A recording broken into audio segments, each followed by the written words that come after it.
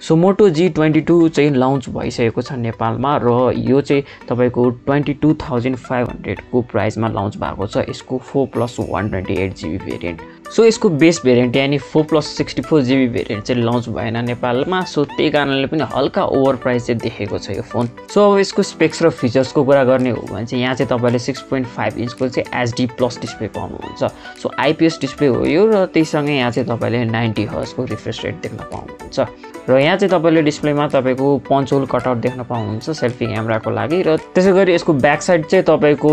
पोलिकार्बोनेट body हो but हेर्दा चाहिँ तपाईलाई प्लास्टिक टाइपको फिल चाहिँ आउँछ सो बजेट फोन भए पनि यहाँ चाहिँ तपाईलाई डिजाइन चाहिँ प्रिमियम टाइपको दिएको छ सो त्यस्तो चिप वाला फिलिङ चाहिँ आउँदैन अब प्रोसेसरको कुरा गर्ने हो भने चाहिँ यहाँ चाहिँ तपाईले मिडियाटेकको HELIO G37 चिपसेट पाउन सक्नुहुन्छ सो यो चिपसेट चाहिँ तपाईको त्यस्तो पावरफुल चिपसेट चाहिँ हैन सो बेसिक तपाईले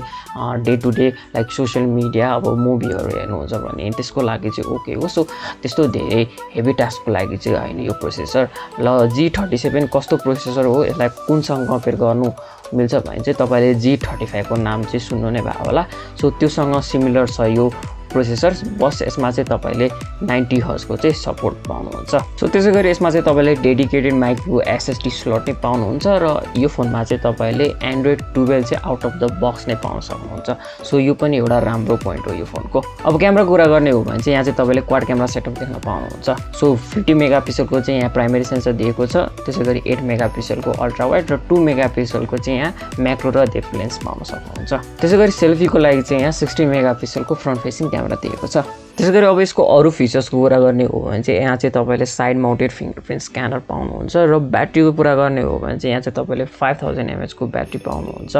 र यसमा चाहिँ 15 वाट को चाहिँ यहाँ फास्ट चार्जिङ दिएको छ सो आजको यो भिडियोमा चाहिँ यति नै गाइस आई होप तपाईहरुलाई यो भिडियो मन पर्यो होला सो भिडियो मन परेमा लाइक कमेन्ट शेयर सब्स्क्राइब सबै कुरा गरिदिनु होला thanks for watching see you in the next video